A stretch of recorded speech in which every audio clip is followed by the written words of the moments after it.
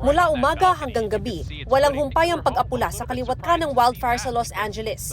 Ang ilang araw ng puspusang pagsugpo sa malawakang sunog doon, nag-iwan ng malawakang pinsala sa mga lugar na tuluyan nitong nilamon, gaya ng Palisades. Ang komunidad na minsang puno ng kulay, aakalain mong ghost town na ngayon. Ang mga puno halos na abo na. Ang ilang establishmento tuluyan ng nangitim at nawasak. Sa kuwang ito, ang ilang mga naapula ng bahagi halos umuusok pa.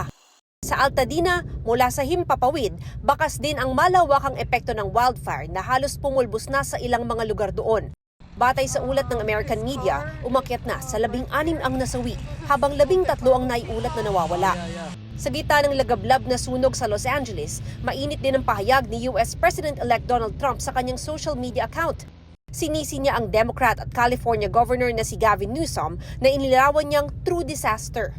Ayon kay Trump, tinanggihan ni Newsom na lagdaan ang Water Restoration Declaration na magiging daan-aniya para makapagpadala ng milyong-milyong galon ng tubig sa iba't ibang parte ng California.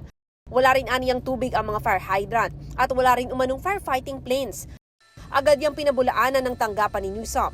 Dagdag pa ng ilang eksperto, ang wildfire sa lugar ay pinalala ng dry conditions, high winds, flammable vegetation at hindi ng water management.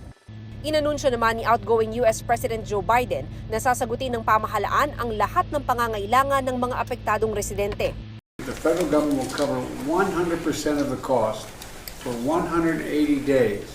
I told the governor and local officials, spare no expense to do what they need to do and contain these fires and in their communities that are really been devastated.